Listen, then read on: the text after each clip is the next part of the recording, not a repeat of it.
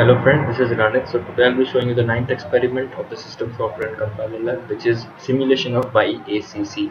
So the full form of YACC is yet another compiler.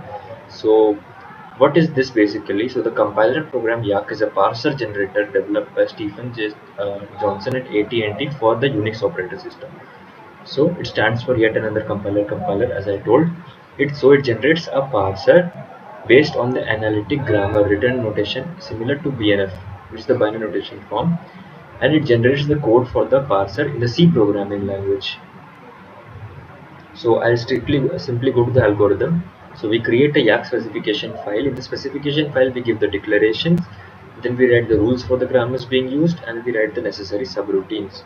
So since it is a C program, so we are importing standard input output over here, then we are defining a token, then we are defining a write column over here, and we are closing the delimiter. So we are defining various things now. So we are defining line.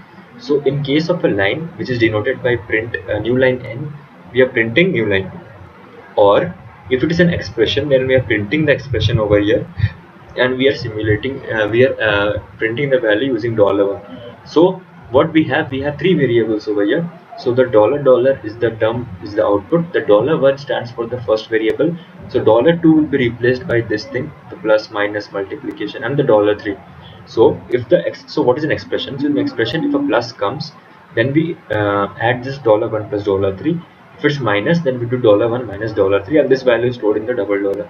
And the expression is given as uppercase of the term. Then we're defining I and j where $1, and next for the we are running a loop for running all the values, and we are simply multiplying it by the value of $1, and we are assigning the value of j to this one. So this means that the value of $1 and $3 is computed in j, and the value of j is passed on to $. Then so next we are printing the term. So if a term, so for the term we have a factor where it's $1 into $3, or the factor is given by $1 divided by $3. So similarly here the $2 is stored in the variable as $1, and the num1 is printed. So num1 is given as a product of num and num1, as we can see. So this is a 2-digit number. So what we are doing over here, we are multiplying it by the first digit, then we are simply incrementing the second variable, which is the operator over here. And this was the declaration phase. So next we define a lex, which is a lex, since it is a lex program using parser.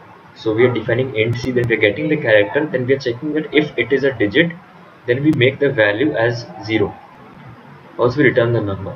Next we just parse it in the main function, and we wrap the entire program. At last, if there is an error, then we print the error. So I'll show you the output over here. So what we are doing over here, we are running it compiler.y, it is the syntax, then we have tab.c, then we're printing the output. So if 1 2 3 into 4 5 is printed, then it's giving us the value. So this knows how to multiply. So this was the configuration of YAC. Thank you guys for watching this video.